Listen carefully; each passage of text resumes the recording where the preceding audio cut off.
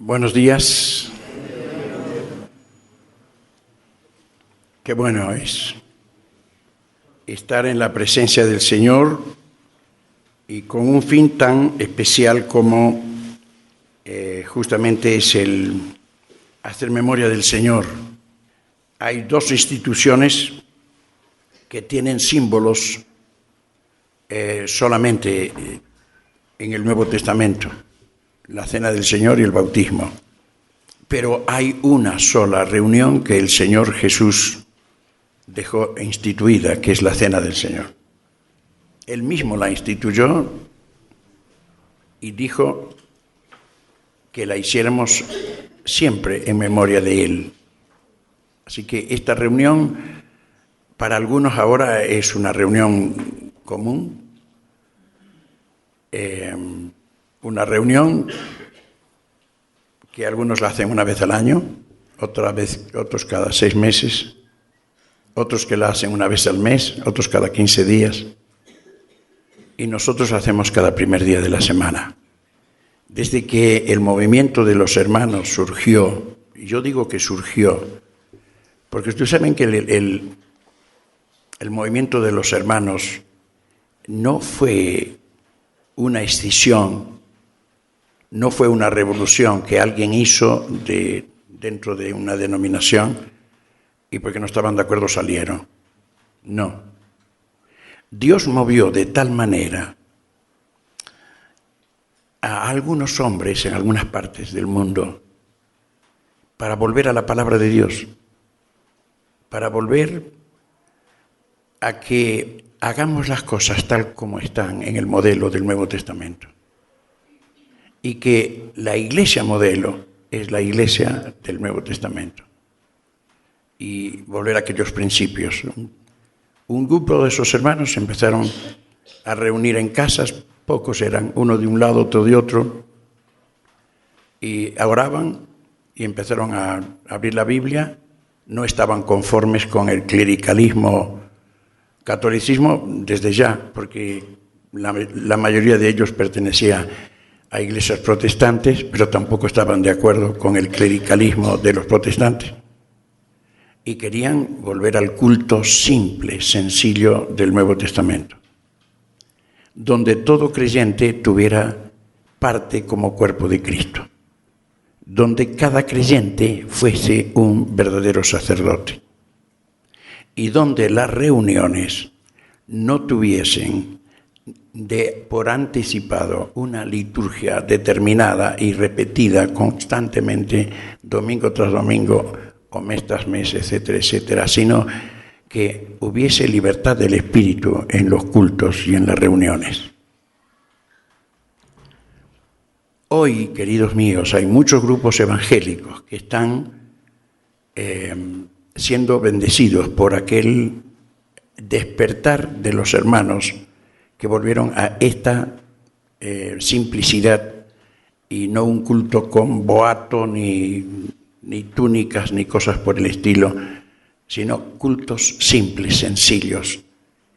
Pero cuando los hermanos empezaron a crecer, porque empezaron a crecer tremendamente en el mundo, ustedes saben, 1825 eran nada más que 3 lugares: Plymouth, Dublín, se creía que también había un lugar en Italia. Algunos dicen que también en Estados Unidos hubo un principio un poco antes del año 1825. Ahora se está sabiendo algunas cosas que no se sabían, pero todos estaban con el mismo pensamiento, pero ninguno estaba en contacto, ni se conocían tan siquiera los unos a los otros. Esto es una muestra cabal que fue un movimiento del Espíritu, y el Espíritu movió a esto. Nadie puede decir los hermanos que nosotros hicimos una división y somos salidos de los metodistas o somos salidos de los anglicanos. No. Fue un movimiento que surgió solo, lo levantó el Espíritu de Dios. ¿No les parece a ustedes, hermanos, que esta es la forma que tendríamos que seguir para levantar nuevos testimonios y no que los testimonios se establezcan por divisiones? Pero yo quisiera un poquito referirme a que este grupo de hermanos creció tanto, que en el año 1882 ya un hermano vino a la Argentina para traernos el Evangelio. Ahora vamos a cumplir 125 años de ese hecho.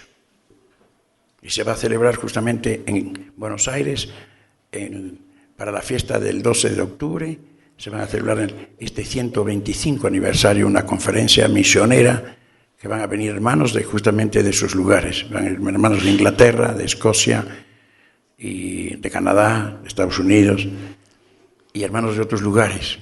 Y van a venir justamente para celebrar esa tremenda, en menos de 50 años, el Evangelio de las asambleas. Se cree que había asambleas en menos de 50 años, había iglesias en todos los 5 continentes. ¿Cómo fue posible crecer de esa manera? Era, la verdad, un movimiento del Espíritu. Las reuniones de los hermanos llamaban la atención por la espiritualidad mostrada en los hermanos. Y hermanos, ya que una de las cosas que me pidieron es que diversos propósitos de reuniones, yo les diría, hermanos, hemos perdido el concepto de que cada reunión tiene que ser un culto, no una mera reunión. Hemos un poco sacado el valor de lo que es reunirse al nombre del Señor, estar juntos para adorar a Dios y para que en comunión todos hagamos todo lo que tenemos que hacer, que el Señor nos dejó para que no hagamos. Los cultos, ¿cómo tienen que ser los cultos? Dije ayer y vuelvo a repetir, los cultos no tienen que ser chatos, tienen que ser dinámicos. La dinámica la da el Espíritu Santo. Ustedes saben que el Señor prometió, cuando venga el Espíritu Santo a morar en ustedes, tendrán poder. Estoy citando Hechos capítulo 1 y verso 8. No, está bien.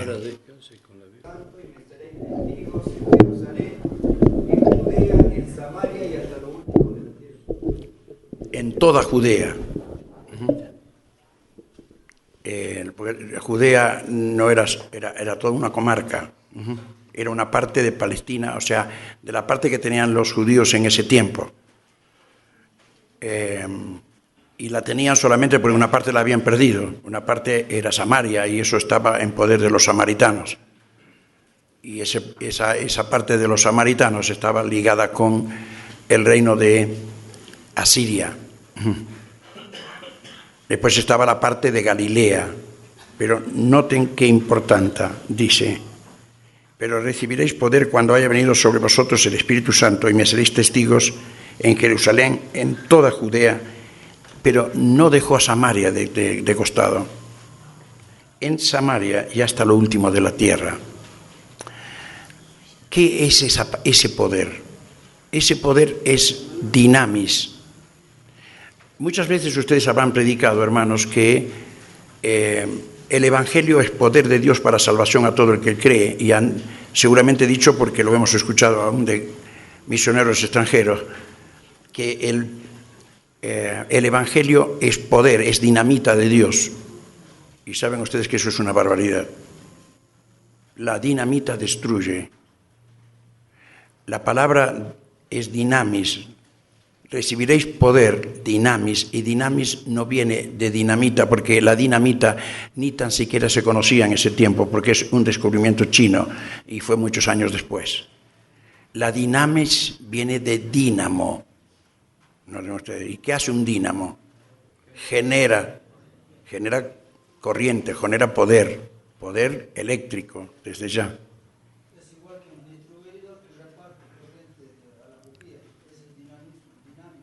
No, pero el que lo produce es el dínamo. Ahora ya no tanto. Hay otras formas de de producir ahora eso, pero lo que tenemos que darnos cuenta es que el creyente recibe un poder. Entonces, ese poder es dinámico, porque es dinamis, es poder. Un poder que se muestra claramente. Ese poder tiene que mostrarse en la vida, en primer lugar, indiscutiblemente. Pero tiene que mostrarse en todo, tiene que demostrarse en la predicación. Ustedes no son testigos de que hay diferentes tipos de predicadores y de predicación. No hay predicación que a veces no es muy elocuente, pero es tan poderosa del Espíritu que nos toca el alma y nos conmueve. Nos saca del letargo y nos prepara para disponernos a hacer cosas. Es el poder de Dios. El poder de Dios tiene que mostrarse en la predicación, en la enseñanza. La enseñanza tiene que tener poder. Por eso decíamos ayer, para que la enseñanza tenga poder, y la enseñanza viene a partir de los ancianos y de los dones que no son los ancianos, como dijimos, doctores en la palabra, maestros, enseñadores, evangelistas, pero tiene que mostrarse a través de ellos, pero con vidas que estén llenas de poder. Una predicación, una enseñanza es poderosa cuando está respaldada por una vida poderosa, una vida del poder del Espíritu de Dios. Ahora, de la misma manera, cuando hablamos de los cultos, que es una cosa importantísima, el culto, queridos hermanos, es una cosa muy importante. No la podemos de ninguna manera despreciar. Llamamos culto porque el culto está basado en un concepto del Nuevo Testamento que es un servicio. Por eso al que adora, por ejemplo, al que alaba, al que adora, al que se relaciona con Dios para ensalzar a Dios de alguna manera, a esa persona se le llama letrebo. Lo que hace es letría, ¿qué quiere decir? Es culto, es rendirle honores a Dios. Y miren, hermanos, no hay culto que no tenga que rendir culto a Dios. A veces nosotros le damos muy poca importancia a la predicación. Decimos, es la predicación. Muchos hermanos, por ejemplo, hay una conferencia, cuando se dice, bueno, la última parte la vamos a dedicar a la predicación, la mitad de la gente se va a la casa. Porque parece ser que a los creyentes no les interesa la predicación. Ahora, yo les digo, hermanos queridos, si nosotros nos ponemos como ancianos a reclamar, miren, más les digo, a exigir que los predicadores prediquen el Evangelio. Una reunión de predicación tiene que predicarse el Evangelio. Y si se predica el Evangelio, se predican las doctrinas más importantes del Nuevo Testamento, más de la Biblia entera. Porque no puede haber un Evangelio que no hable de la condición del pecador. No puede haber un Evangelio que no hable de que el hombre por sí solo no se puede salvar.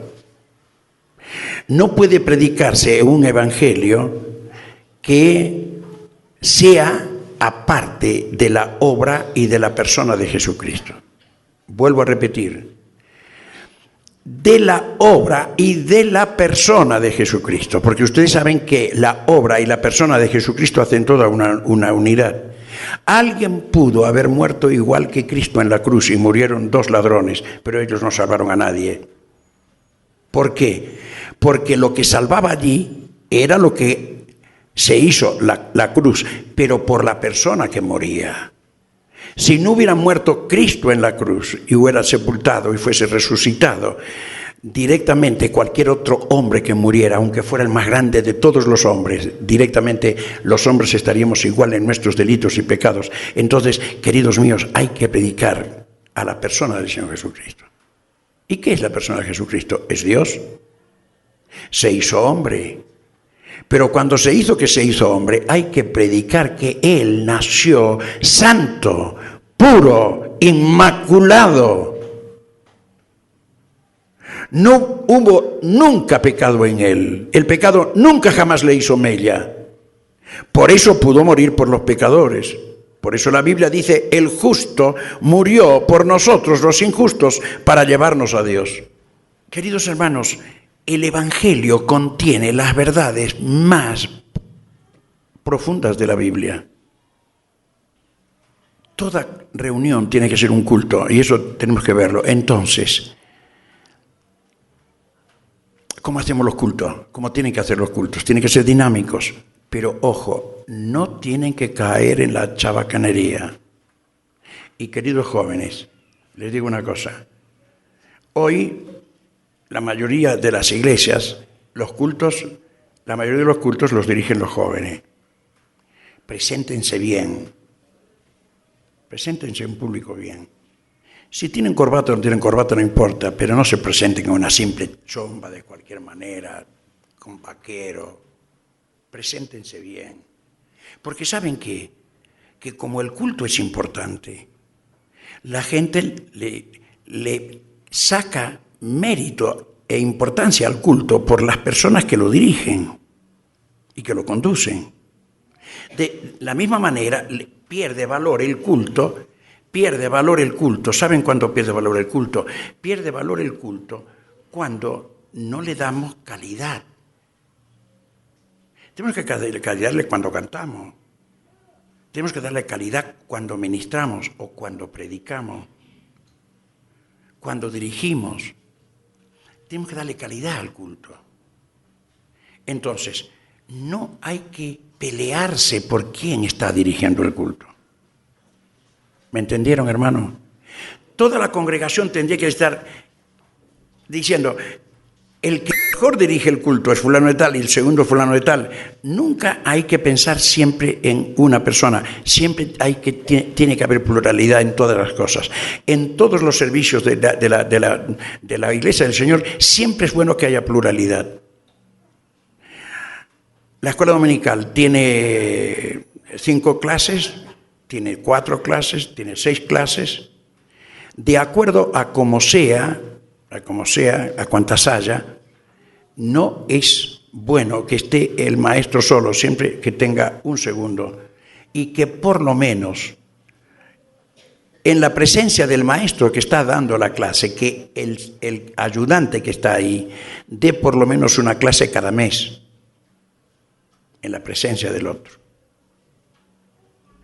Y que se pongan de acuerdo de tal manera que no se enoje el ayudante si el maestro le dice, mira, estuviste bien, estuviste largo, estuviste corto, pusiste mucho ejemplo, pusiste poco, diste poca Biblia, diste poca... Que no se enoje, porque eso es bueno para que aprenda. Pero, queridos míos, cada culto tiene que tener su importancia. Tenemos que darle importancia a los cultos. Dígame, hermano, ¿qué pasa con la escuela dominical? Yo he estado en una iglesia hace poquito, no les voy a decir dónde, pero me quedé totalmente triste. Me dijeron, don Roberto, ¿usted quiere tomar la clase de los adolescentes y preadolescentes? Le digo, sí, ¿cómo no? Y me quedé. Pero yo pensé que habría otra clase de mayores y que la iglesia estaba en la escuela dominical. No había nadie. No solo los jóvenes. Así que la escuela dominical es de los jóvenes ancianos. Usted no puede faltar de la reunión de la escuela dominical. La escuela bíblica es una de las reuniones más importantes que tiene la iglesia. Y yo les digo, si mirásemos verdaderamente los resultados de las clases bíblicas, ustedes se darían cuenta que son las más provechosas. Yo hice una estadística preguntando en algunas iglesias y anotando. Iba un hermano y decía, hermano, ¿a qué edad te convertiste? Sin hacer una reunión ni nada. Y cuando tenía la oportunidad al otro, le digo, ¿a qué edad te convertiste? ¿A qué edad te convertiste? ¿A qué edad te convertiste? ¿A qué edad te convertiste? Y me llamó la atención tremenda que el 80% de la membresía en varias iglesias que yo hice esto, y ustedes háganlo si quieren, el 80% de las personas de la congregación se convirtieron antes de los 20 años. ¿Me entendieron, hermano? Miren si hay que apuntar ahí. Vamos a olvidarnos del otro 20. No. Vamos a hacer solo escuela dominical. No. Pero, querido, demos la importancia que tiene. Porque si las personas se convierten antes de los 20 años, querido, la escuela dominical tiene una importancia tremenda. Tremenda. El hogar junto con la escuela bíblica tiene un hogar tremendo. Entonces, no podemos de ninguna manera dejar esto de lado. Los hermanos desde el principio siempre fueron los que implantaron desde enseguida la escuela dominical. ¿Cómo es posible que ahora hay algunos hermanos que se estén atreviendo de que no es bíblico que haya escuelas dominicales? Como hay otros que dicen que no hay reunión de mujeres. ¿Cómo no hay reunión de mujeres? ¿De dónde surgió eso? ¿Quién es el que dice semejante cosa? ¿Qué están haciendo de la iglesia? ¿Qué creen? ¿Que la iglesia es solamente iglesia cuando está reunida bajo este techo? Mire, ustedes, hay 23 iglesias representadas, dijiste que estaban acá. Bendito sea Dios. ¿Contaste las 2 nuestras de Buenos Aires? No.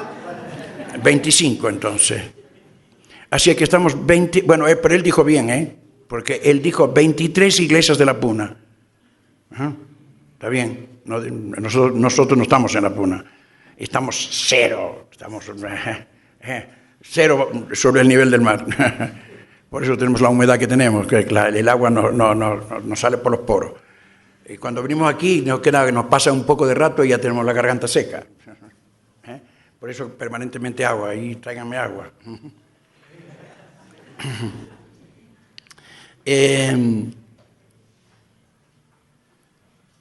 ¿Ustedes saben dónde empezó la iglesia en Filipo? No tenemos que olvidarnos que fue la primera iglesia en Europa. Y mire que carcelero, no. Fue una reunión de mujeres que había junto al río. Y Pablo fue a esa reunión de mujeres. Y en esa reunión de mujeres había una excelente mujer. ¿Quién era esa mujer? Lidia. Amita. Hermanos, mire, ni en el Antiguo ni en el Nuevo Testamento, pero tampoco en el futuro. Ustedes saben que cuando venga el Señor Jesucristo, con la iglesia e Israel se arrepienta como nación, ¿se van a dividir los hombres y las mujeres a adorar a Dios? ¿Quién me dijo? ¿Cómo dijo usted? ¿De dónde saca eso? A ver, vamos al libro de Zacarías. Libro de Zacarías, dice capítulo 12 de Zacarías.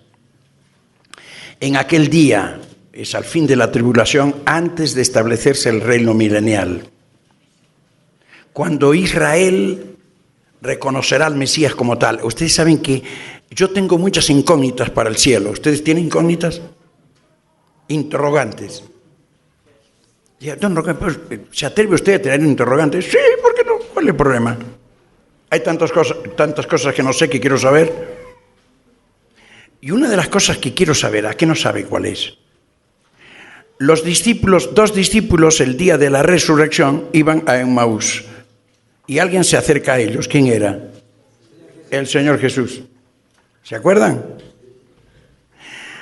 Y cuando el Señor les empezó a hablar, dice que el Señor Jesús, comenzando con Moisés y pasando por todos los profetas, esa era la división de la Biblia antigua hebrea, que ellos dividían primero la Torá, después todos los profetas. ¿Qué eran los profetas? Anteriores y posteriores, o de otra manera, los profetas descriptivos y los profetas predictivos. Toda la Biblia fue escrita por profetas. ¿Por qué? Porque el Pentateuco fue escrito por Moisés. ¿Y qué era Moisés? Profeta. Hasta Abraham era profeta. ¿Qué quiere decir, hermanos queridos? Dice, comenzando de Moisés y pasando por todos los profetas, les declaraba en todas las escrituras lo que de él decían. Mire, yo leí varias veces la escritura y yo no pude sacar en todas las escrituras lo que de él decían. Yo veo el libro de Esther, yo veo el libro de Ruth, yo veo el libro de Eclesiastés, yo leo el libro de Lamentaciones, yo leo algunos de los profetas. ¿Y dónde está? ¿Dónde está? No veo, no puedo sacar. Pero debe estar. Porque si el Señor les mostró con la Biblia de que lo que decían de Él, es que hay muchas cosas que todavía nuestra ceguera espiritual, aunque somos creyentes, nos priva. Yo quisiera, cuando llegue allí, Señor, ¿podrías explicarme cómo hiciste en tan poco tiempo, tomando Génesis y terminando con Malaquías y en cada lugar? Pero ¿saben cuál es otra cosa? Y este ya no es tanto un interrogante, sino es como, diríamos, como un tremendo deseo.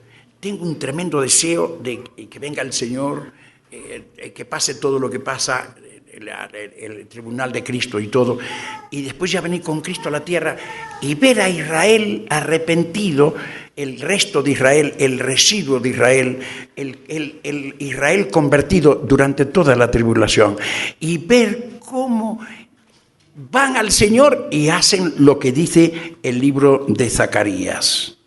Zacarías capítulo 12. Dice, Zacarías 12 dice, en aquel día, verso 11, habrá gran llanto en Jerusalén, como el llanto de Adradimón en el valle de Megiddo. ¿Cuándo fue esto? Casi seguramente, sin duda alguna, que esto fue cuando murió el rey Josías, porque nunca un rey fue tan llorado como Josías por situaciones. No es que fuera el mejor rey, pero era tan querido, era tan apreciado, y todo el pueblo sabía que cuando él no esté las cosas no iban a andar igual, lamentablemente. El pueblo tomó una dirección por la personalidad del rey, pero no porque hubo cambios en el interior del corazón. Yo siempre tengo miedo de que en unas conferencias, por ejemplo, algunos tomen medidas porque algún buen predicador lo diga. No, queridos. La predicación, la enseñanza, los cultos tienen que tener una finalidad: llegar a nuestros corazones y nosotros tomar decisiones de adentro para que permanezcan, porque las decisiones externas duran muy poco tiempo. Algunas veces no duran más que el lunes o el martes, y el miércoles ya nos olvidamos de todo. Dice verso 12, y la tierra lamentará. Ustedes saben que la tierra aquí es la gente de la tierra, los que quedaron de la gran tribulación, los que se salvaron durante la tribulación del pueblo de Israel. Cada linaje aparte. Noten ustedes, cada linaje aparte. Los descendientes de la casa de David por sí, y sus mujeres por sí. Los descendientes de la casa de Natán por sí, y sus mujeres por sí. Los descendientes de Semei por sí, y sus mujeres por sí. Todos los otros linajes, cada uno por sí y sus mujeres por sí. No solamente Antiguo Testamento, Nuevo Testamento, en el futuro también. Los ancianos tenemos que pensar que el Señor nos dijo, según Mateo 28, toda autoridad me es dada en el cielo y en la tierra. En esa autoridad que el Señor nos delega, tienen que ir y en primer lugar hacer discípulos, llevar a personas a Cristo. Segundo, bautizarlas. No se cambia nunca el orden, Pero en tercer lugar, enseñándoles que guarden todas las cosas que os he mandado. Y aquí yo estoy con vosotros todos los días hasta el fin del mundo. ¿Qué es ese mandamiento? ¿Que solamente los apóstoles podían enseñar? No, porque después en el Nuevo Testamento vemos bien que Dios dio dones y que hay una manifestación completa. Miren, hermanos, debemos de ser centrados, no extravagantes. Porque si nosotros nos vamos del centro, nos vamos del concepto bíblico. La Biblia nunca está en los extremos. La Biblia es un centro que trata de atraer todos los polos. Por eso decimos que el cristianismo y la doctrina cristiana es cristocéntrica. No es cualquier doctrina. Por lo tanto, hermanos, tenemos que tener cuidado. Y los ancianos lo que tienen que ver es que tiene que predicarse el Evangelio a toda criatura. Niños, mujeres, jóvenes, ancianos, lo que sea. No solamente que tiene que enseñarse a ellos, sino que hay que bautizarlos. Hay que enseñar lo que es el bautismo. ¿Lo van a hacer todos ellos? Como dijimos ayer, es muy difícil que todo se pueda hacer. Además que hay campos donde no es prudente hasta que lo hagan. Hay campos donde es prudente que no lo hagan. Pero tenemos que enseñar. ¿Quién es? ¿Es la iglesia o son los ancianos? Es la iglesia que tiene que enseñar. En Efesios capítulo 11 es clarito que el propósito que tiene Dios de poner a los ancianos, noten, de poner a los ancianos, o pastores y maestros, ese propósito no es meramente ponerlos a ellos, sino ¿qué tienen que hacer? Miren lo que tienen que hacer los apóstoles en aquel entonces, pero lo que tenían que hacer, pero ¿qué tienen que hacer? Los dones que esos apóstoles dijeron que existían en el tiempo. Constituyó a unos apóstoles, a otros profetas, a otros evangelistas, a otros pastores y maestros, a fin de perfeccionar, y aquí la palabra perfeccionar quiere decir capacitar. Quiere decir entrenar a los santos para la obra del ministerio. Nota, ¿qué es la obra del ministerio? Ayer dijimos que la palabra misterio, ministro y todos los derivados de ministerio tienen que ver con funciones espirituales, tienen que ver con predicar y con todo.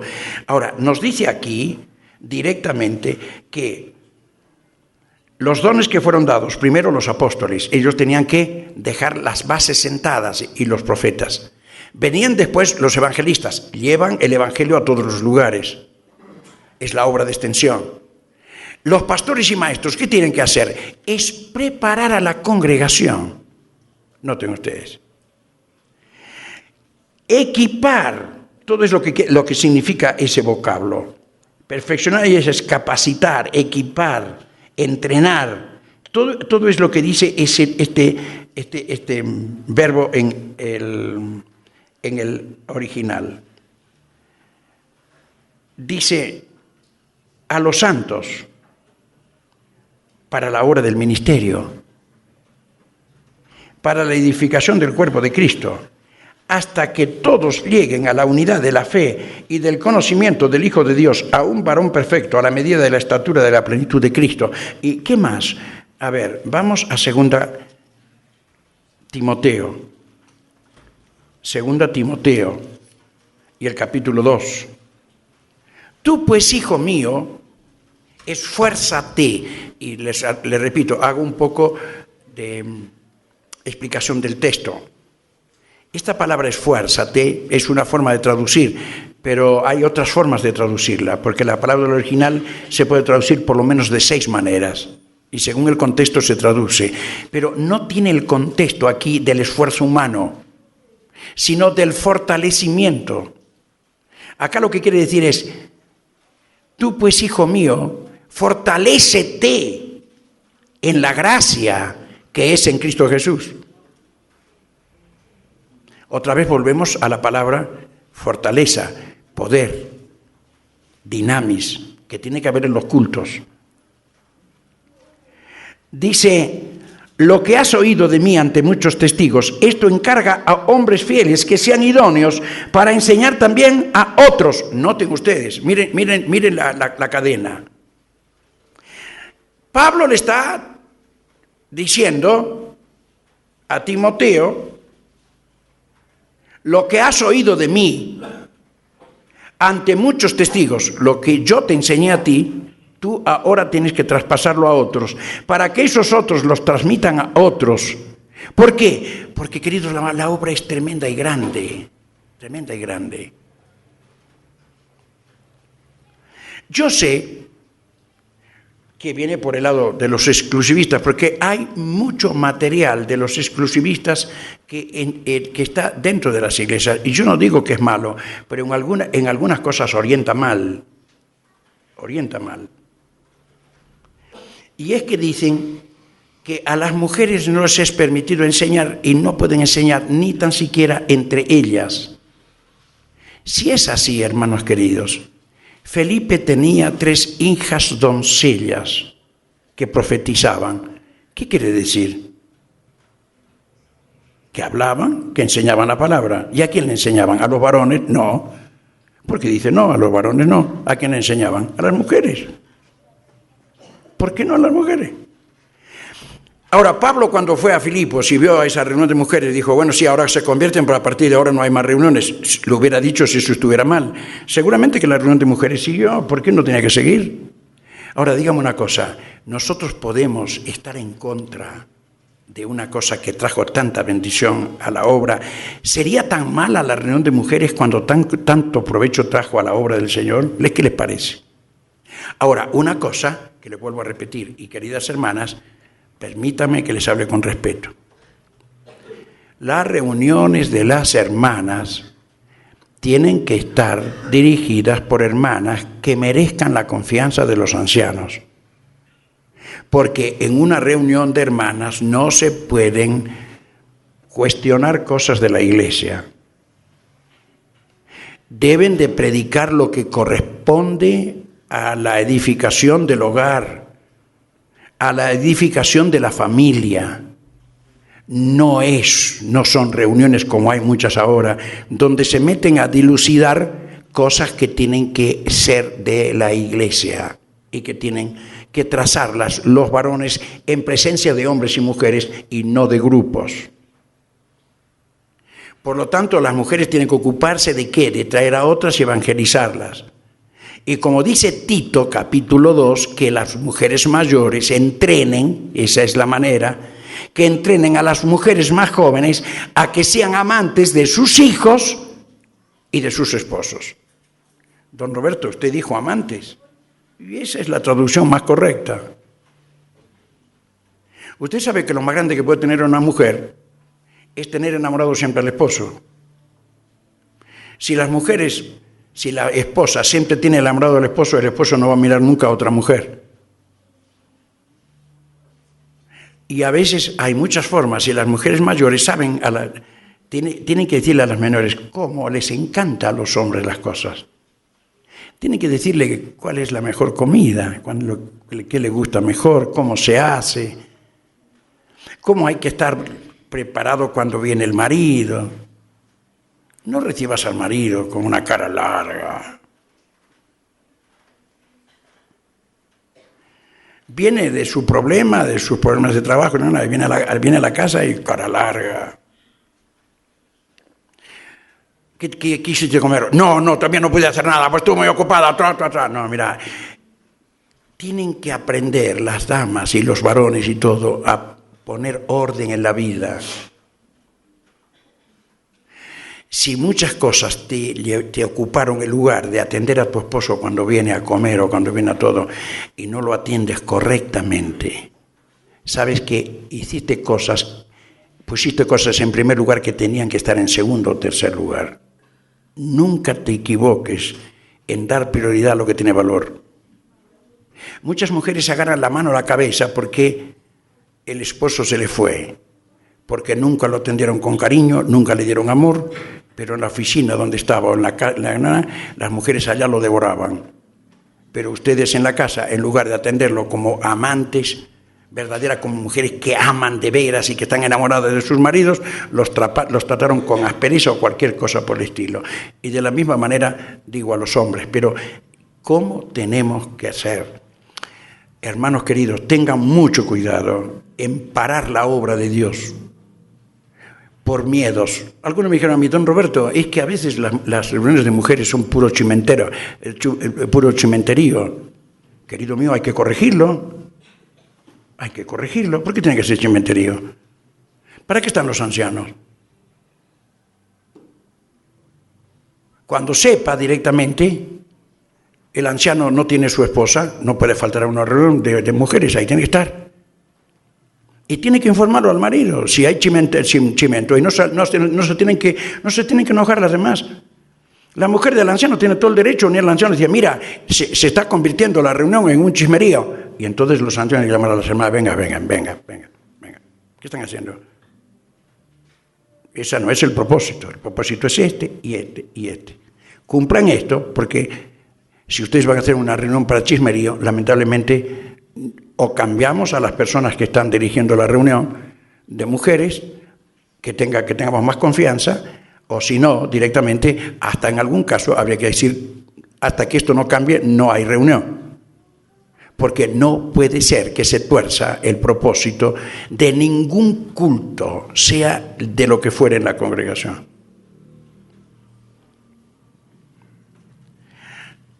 Le vuelvo a decir, yo anciano juntamente con ustedes, le digo, hermanos queridos, seguramente va a haber muchas cosas que si le damos libertad a los jóvenes no nos van a gustar. Pero no se enojen, no se pongan en contra, no los traten mal. Atraigan a los jóvenes para corregir aquello que está mal, pero no se pongan enfrente y ya sabía que no iba, que no. Estamos para ayudar y para conducir, para mejorar todos los campos. Los jóvenes, por la edad, no pueden estar maduros como los mayores. Nosotros somos los que tenemos que encauzarlos a que lo hagan. Pero nunca jamás van a llegar a nada si no tienen ocupación.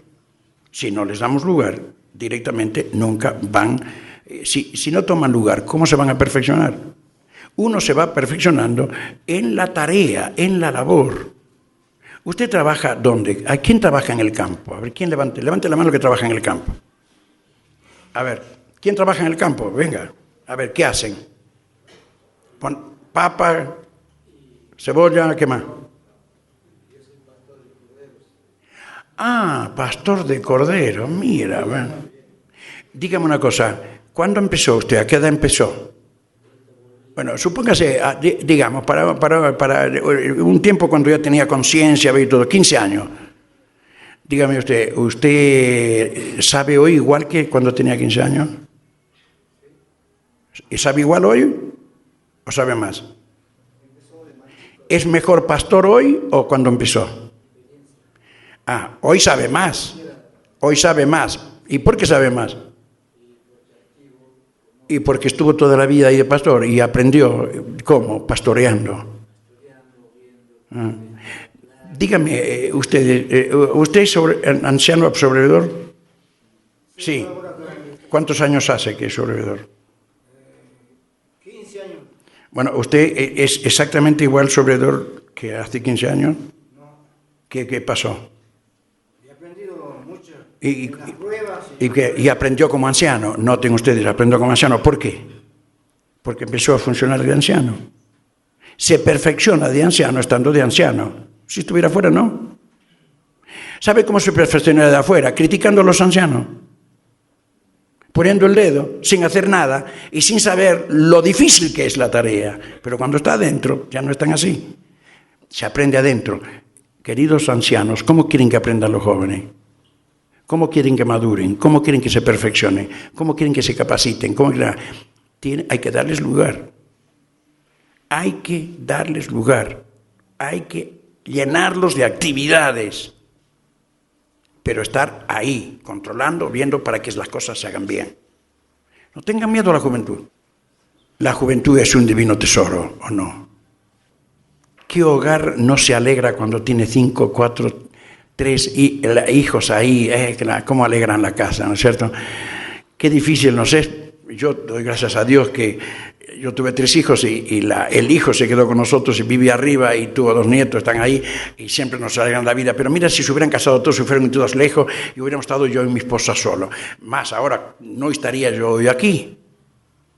¿Ustedes creen que yo voy a dejar a mi esposa sola si no estuviera en el entorno que está con mi hijo, con mi nuera? Y que ¿ustedes saben que llevan 27 años juntas y nunca tuvieron una palabra? ¿Ustedes me lo creen o no? ¿Me lo creen o no? Nunca mi señora me dijo, mira, Alicia me hizo esto o esto o esto. Jamás. Pero le aseguro que Alicia es tan buena que yo no diría si mi esposa hubiera vivido con una hija de la misma manera como vivió con la nuera. Hermanos queridos, hay que dar lugar. La juventud es un divino tesoro. Y miren, las iglesias que no tengan juventud se mueren. ¿Qué está pasando en Inglaterra? En Inglaterra hay un grupo de iglesias que se llaman los Hall. Y está en Inglaterra. Yo estoy diciéndole cosas que nadie dice. Los misioneros de allá tampoco lo dicen, pero es así.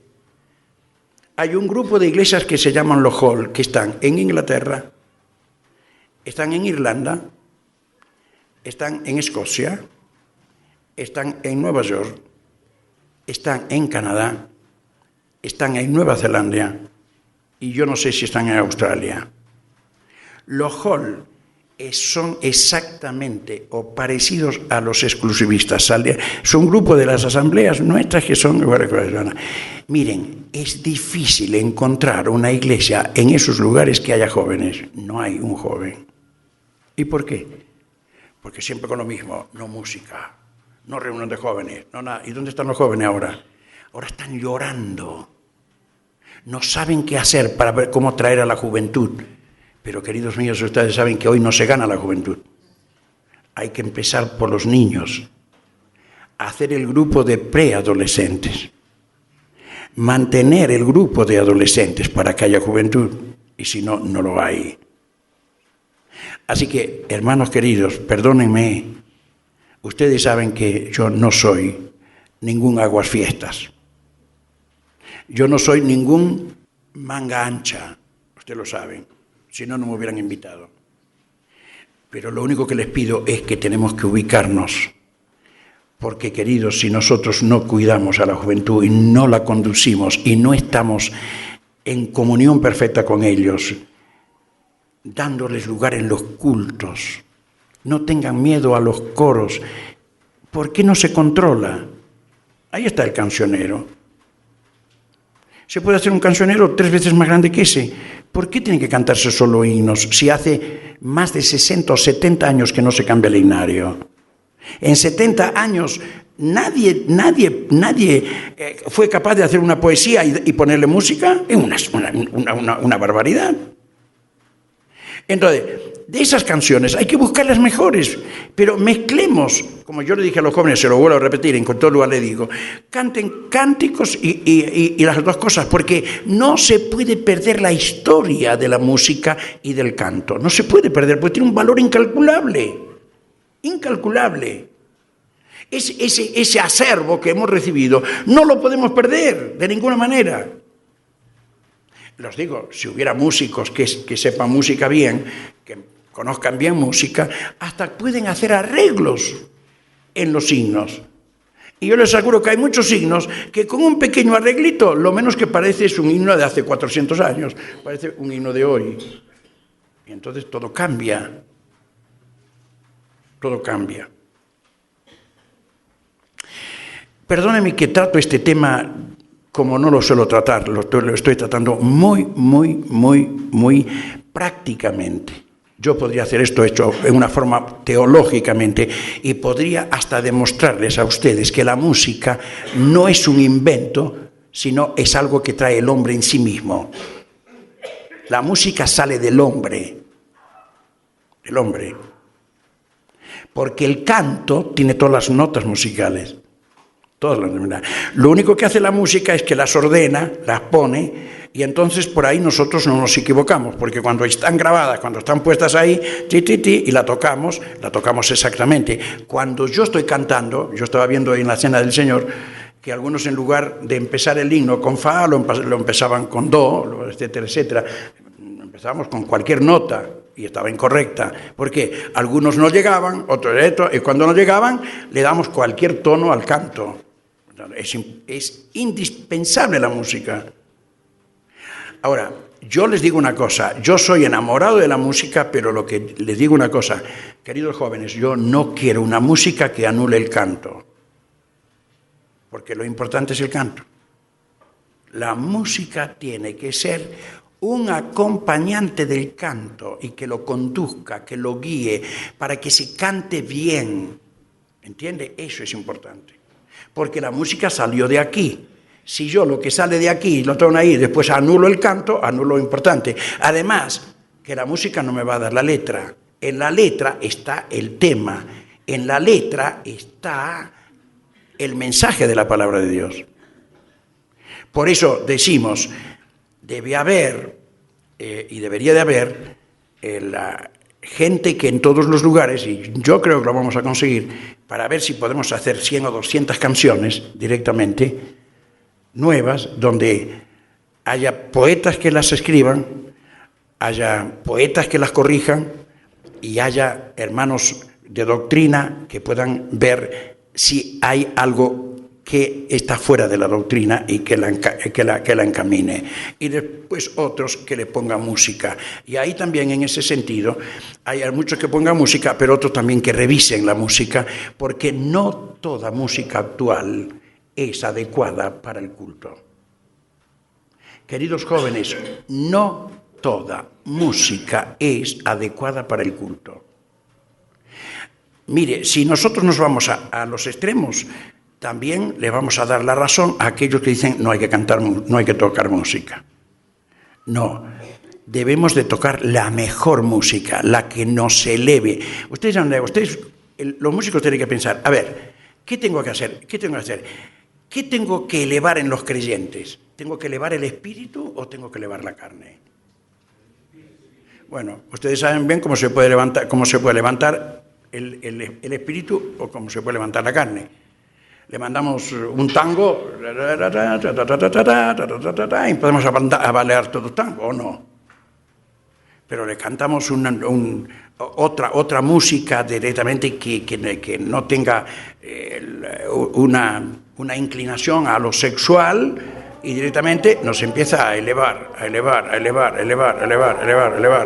Qué lindo.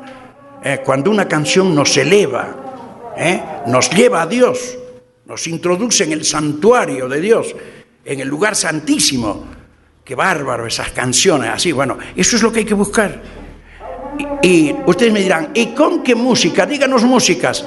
Algunos dicen, no, los himnos y los cánticos tienen que tener música cristiana. Y yo también les digo, hermanos, no pequemos de sabios,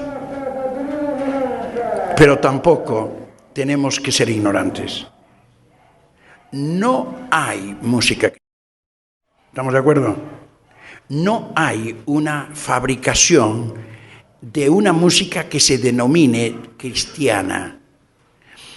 Las canciones tienen de todo. Usted agarra en Linario. Si yo les digo, ¿qué tiene Linario? Marchas. Marchas. Chao, chao, chao, chao, chao, chao. Yo no sé si sería adecuado. No sé si me entienden.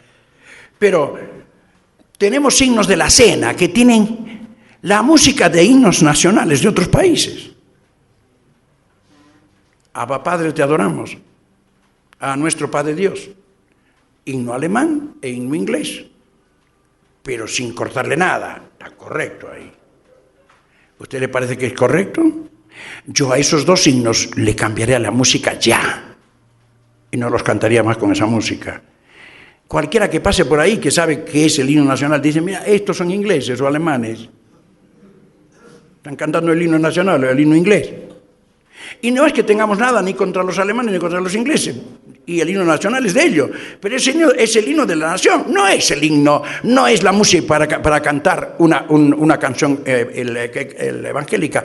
Ustedes se dan cuenta, saben que les digo una cosa, hay algunos himnos que están en tiempo de tango, y hay una cantidad tremenda de himnos que están en tiempo de vals. Ustedes saben que cuando Strauss trajo la música, era un perverso. Ahora todo el mundo dice música clásica.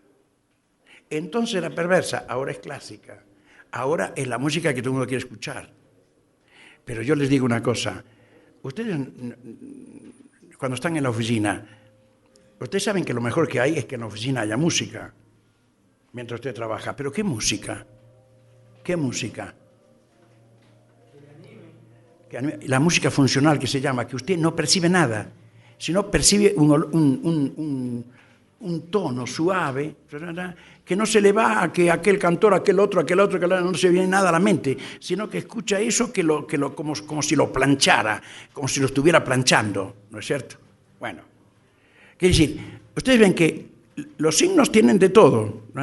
Yo le digo, hay que elegir de lo mejor. Dentro de lo que es la música, hay que elegir la mejor, y esto tienen que hacerlo los músicos. Tienen que elegir lo que corresponde más a que el culto y al cantar, ¿no? Al cantar, la música, dirigiendo el canto, sea un motivo de adoración, de alabanza a Dios. De alabanza a Dios.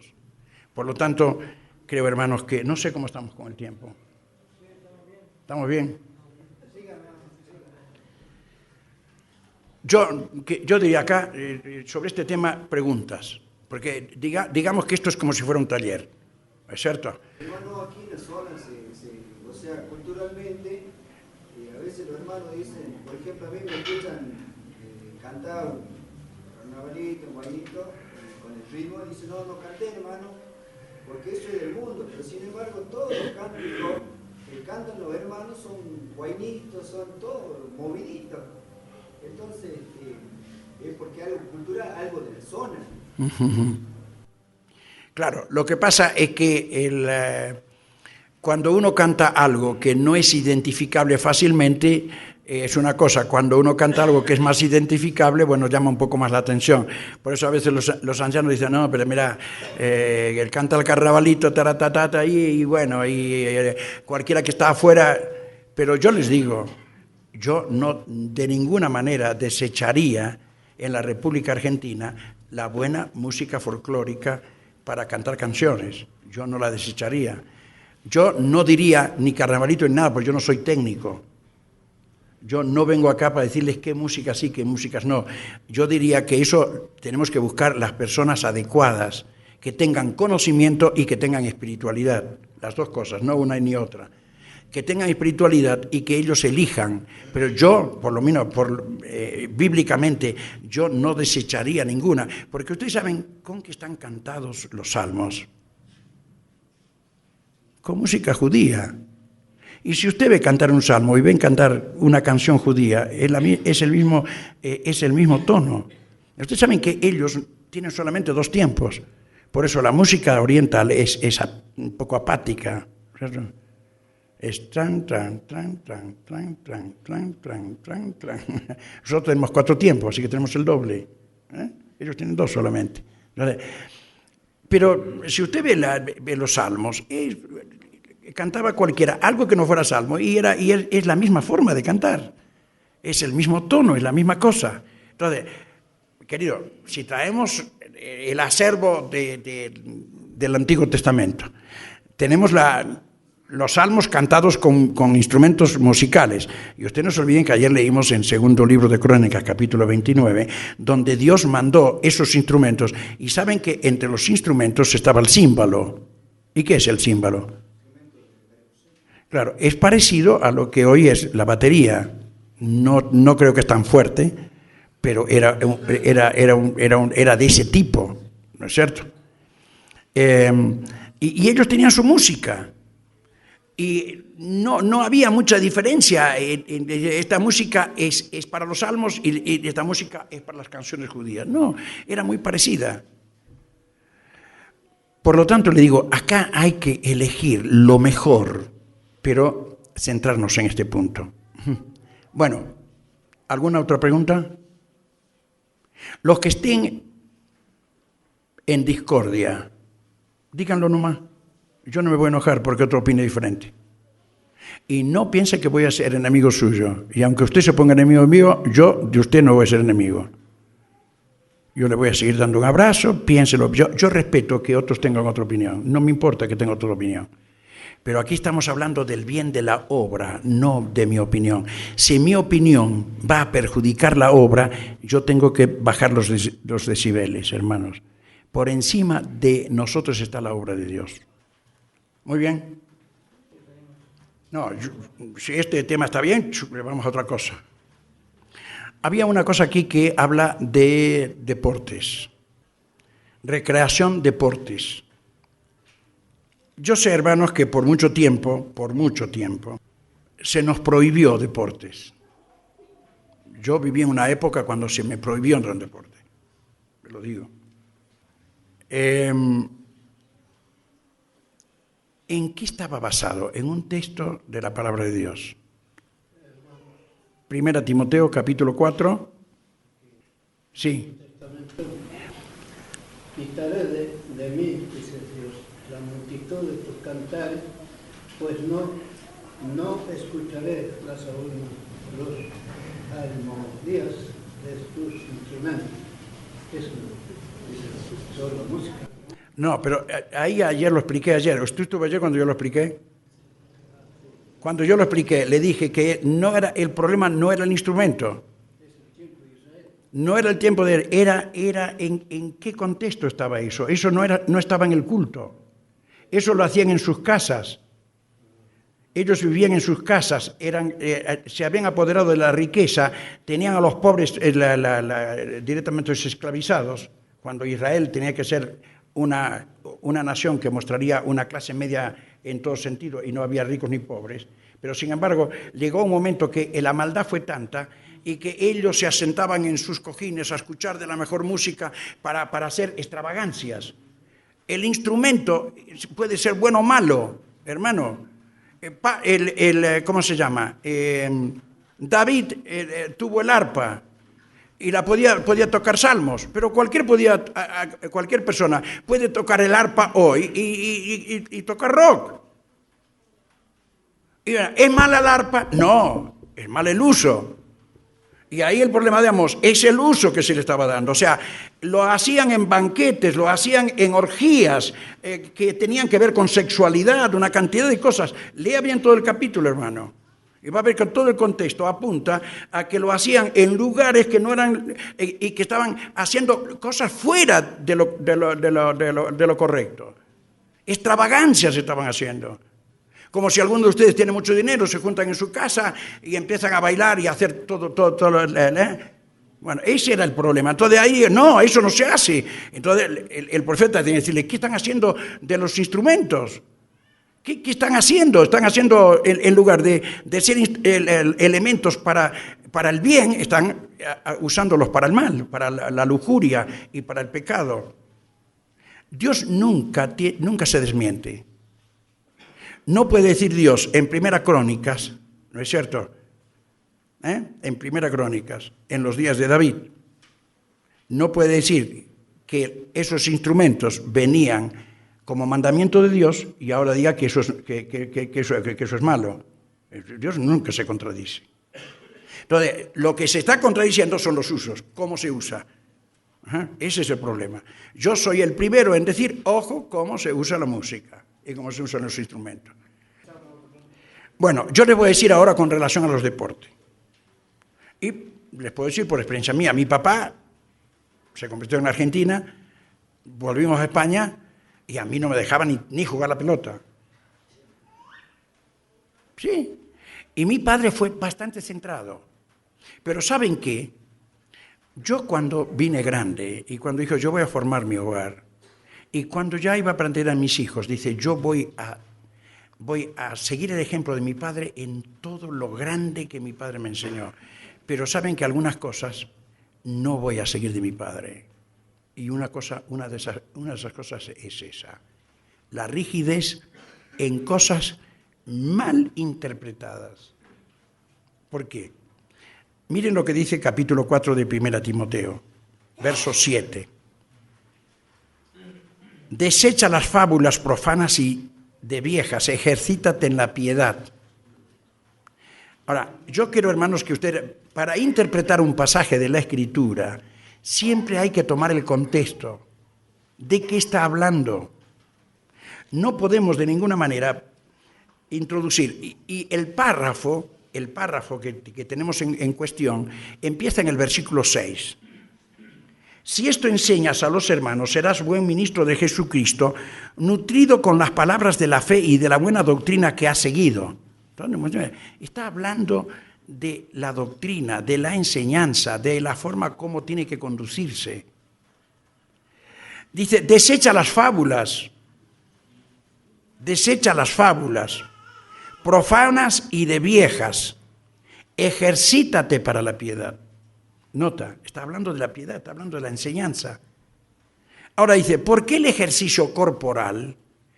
¿Qué tiene que ver esto con el deporte? Entraría aquí como una cuña en un concepto que no está. Por lo tanto, aquí dice, el ejercicio corporal para poco es provechoso, pero la piedad para todo aprovecha, pues tiene promesa de esta vida presente y de la venidera. Ahora, ¿qué quiere decir esto? Esto tiene que ver con los ejercicios corporales que hacían los judíos mezclados con lo que fueron después los gnósticos y que decían que el cuerpo estaba maldito y porque era materia, era maldito, entonces hay que maltratarlo. Y los ejercicios era que se sajaban los brazos, se cortaban las piernas. Ese es el ejercicio que ellos creían que eso ayudaba a lo espiritual, los hacía más espirituales, los acercaba más a Dios, porque anulaban la materia y dejaban solamente el espíritu. Eso es lo que está diciendo aquí. No tiene nada que ver con el deporte. ¿Por qué? Porque, hermanos, el deporte es todo lo contrario. El deporte es bueno para el cuerpo. Cuando yo me crié, cuando nacía un niño, ¿qué hacían? Ustedes saben cómo hacían. Agarraban y lo vendaban. ¿O no? A ver, ¿qué mamá tiene 60 años por arriba? ¿No lo vendaban los chicos? Digan la verdad. ¿O ustedes no lo hicieron sus mamás? ¿Sí o no? ¿Los vendaban? ¿Y qué dice un médico hoy? ¿Hoy dice que hay que vendar a un niño? No, un disparate. ¿Cómo le va a quitar el ejercicio? Hoy ponemos a los niños, los ponemos con la menos ropa posible. Y si les ponemos ropa es porque hace frío. Pero si no, le ponemos un pañal descartable, una bombachita y listo. ¿Y qué le ponemos? ¿Qué le ponemos? El andador es lo que tiene. ¿Qué le ponemos? Juguete. ¿Para qué? Para que se estire, para que se mueva. ¿Por qué? Porque el ejercicio hace el crecimiento. Ustedes saben que Dios dijo a Israel en el desierto, cuando salieron de Egipto, dice, si ustedes guardaran los mandamientos de Dios y todos los preceptos, ninguna enfermedad de las que mandé a los egipcios te mandaré a ti, porque yo soy Jehová, tu sanador. Ahora noten ustedes, Dios fue el sanador de Israel en el desierto, pero en el desierto no había enfermedad. ¿Por qué no había enfermedad? Porque no había enfermedad, porque podía haberla, siempre y cuando que ellos no guardaran los mandamientos del Señor, los 10 mandamientos, y después los preceptos. Hay, además de los 10 mandamientos, 613 preceptos, mandamientos, juicios, todo lo que hay. Hay como 9 o 10 adjetivos que se da a la palabra de Dios. De esos sacamos para lo que tiene que ver para el cuerpo 7 leyes que Dios ha puesto para que la persona pueda vivir sin enfermedad o con mínimas enfermedades. Una era la dieta. ¿Ustedes creen que el Señor dijo, no comas de este animal por el otro porque le hacía algo al alma? Si hubiera hecho que el cerdo le hiciera mal a los judíos y le hiciera al alma algo, te diría lo mismo hoy. ¿Tú dejas de ser un buen creyente porque comas una chuleta de cerdo? ¿O comas un buen lomo de cerdo? ¿O un chorizo? ¿O jamón? ¿Quién se pervierte por comer jamón? ¿Por qué la ley a ellos? Porque el cerdo tiene una enfermedad que dura hasta el día de hoy, que es la triquinosis. Y si ustedes tienen cerdos, saben bien que tienen que vacunarlos. Hay una vacuna antitriconosis. ¿Qué quiere decir? Que si usted le pone esa vacuna, el cerdo nunca va a tener la fiebre de triquinosis. ¿Qué pasaba si un cerdo 2 o 3 o 10 lo mataban y lo comían con triquinosis? Ustedes saben que una vez que va a la persona y la persona tiene la fiebre de triquinosis, es contagiosa como si fuera el viento. Y se contagian todos. Se mueren miles de personas. Entonces decidió, ¿cómo hago? Acá no hay forma de combatir esto de otra manera. Entonces, señores, no, carne de cerdo prohibida. Dios no le dijo por qué ni por qué no. Prohibida, nada. ¿Por qué? Porque era un peligro. Si ustedes miran todos los peces, todas las aves y todos los reptiles que comían y que podían comer, acuérdense que todos los que comían no tenían colesterol. Y todos los que estaban prohibidos tenían colesterol y grasas. ¿Para qué? Para que no engordaran. ¿Me entendieron? Por eso, queridos míos, tenemos que darnos cuenta de que pero hay 7 leyes que tienen que ver con la salud. Pero no voy a ocuparme de todas las demás, voy a ocuparme de una más. Ya le dije la de dieta. Pero una que era esencial era la de ejercicio físico.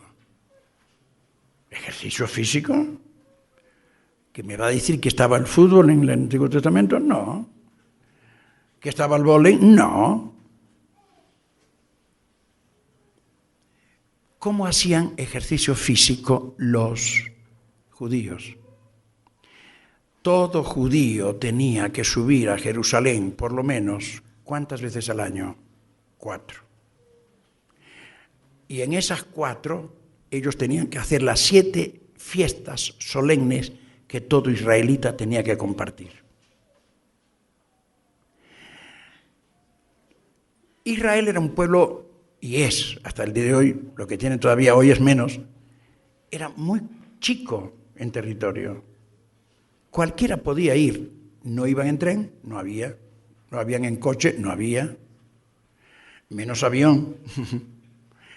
Máximo, una mula, un mulo, un burro, un camello,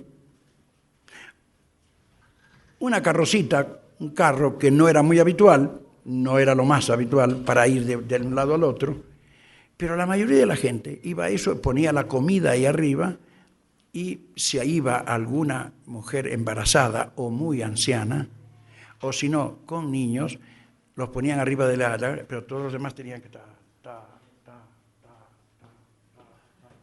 No hay mejor ejercicio físico que el andar. Si ustedes miran las costumbres judías, no había judío gordo, a menos que no cumpliera con los preceptos. Pero si cumplía con los preceptos, no había judío gordo, porque ustedes saben qué es la gordura. ¿Saben lo que es la gordura? No, es obesidad lo mismo. Gordura y obesidad es lo mismo. Uno es obeso o es gordo, como lo quieran decir. Pero ¿qué es en sí? ¿En qué consiste? ¿Saben qué consiste? En la acumulación de calorías no gastadas. ¿Me entendieron?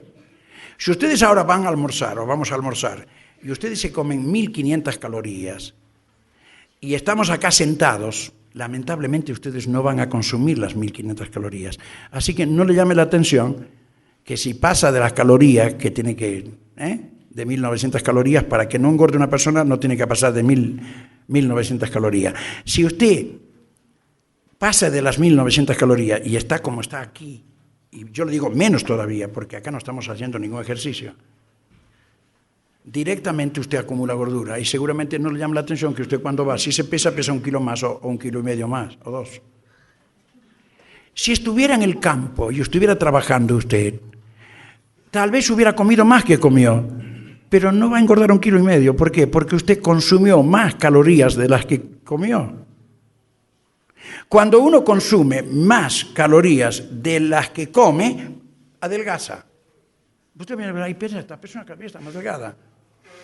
Y a veces está delgado, no está enfermo. Es que consume demasiado, trabaja mucho, se mueve y consume las calorías. Por lo tanto, adelgaza. ¿Por qué? Porque consume más que... Queridos míos, esa ley de ejercicio físico, tenemos que llevarla a nuestro tiempo. Nuestros chicos van a la escuela, comen como nunca, no van a decir. Y en la República Argentina se come. Hay muchos que dicen que hay una pobreza tremenda, pero ¿saben por qué? Porque la miden, porque hay que tener, para que pueda vivir una familia, tiene que tener 1.000 y pico de pesos, pero no en todos lugares una familia gasta 1.000 y pico de pesos. Hay gente que come bien teniendo mucho menos plata, porque está mirado en un lugar donde hay muchas cosas que se gastan y hay otros lugares que no se gasta casi nada. No se gasta en cosas superfluas como se gasta en la capital federal. La mayoría de la plata se va en tonterías, ¿no es cierto? Y no hay tanta gente que se muere de hambre. Nosotros en casa tenemos la heladera siempre llena con fruta, desde el año 67. Y le digo a mi señora, a todos los niños que vengan aquí les da fruta. Y si el niño te dice, no, tengo hambre, ¿qué quieres, un sándwich? Le das un sándwich. Pero si no, acostúmbralos a comer fruta porque no están acostumbrados a comer fruta. Y los hemos acostumbrado. De tal manera que ahora vienen los chicos y dicen, doña Dorita, hoy me gustaría comer una banana. ¿Tiene una banana? Sí, da una banana. Sí, dos bananas. Listo.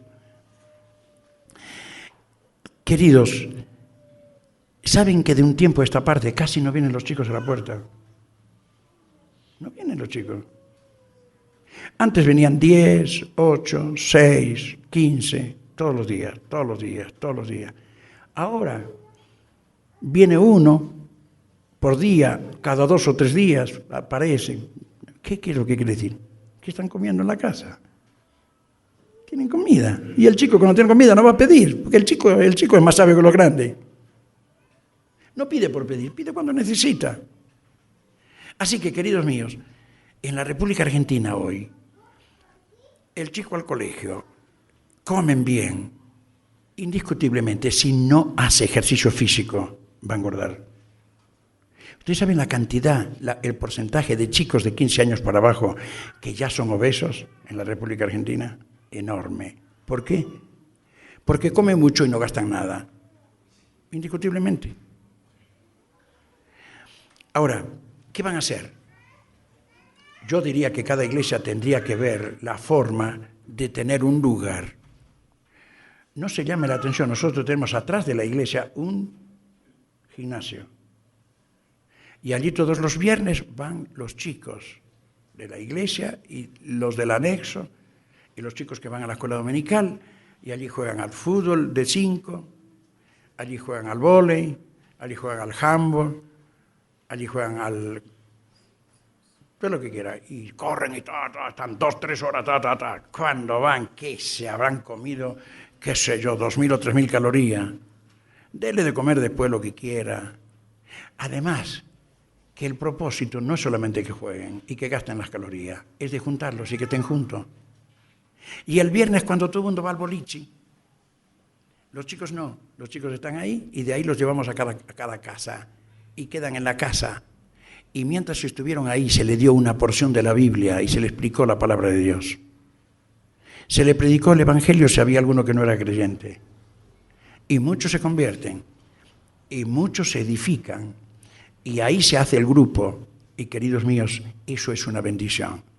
No piensen que eso es malo, hermanos, eso no es malo. Es malo si no lo sabemos conducir, pero es de un tremendo beneficio si lo sabemos conducir y lo sabemos controlar bien. ¿Listo? ¿Está bien?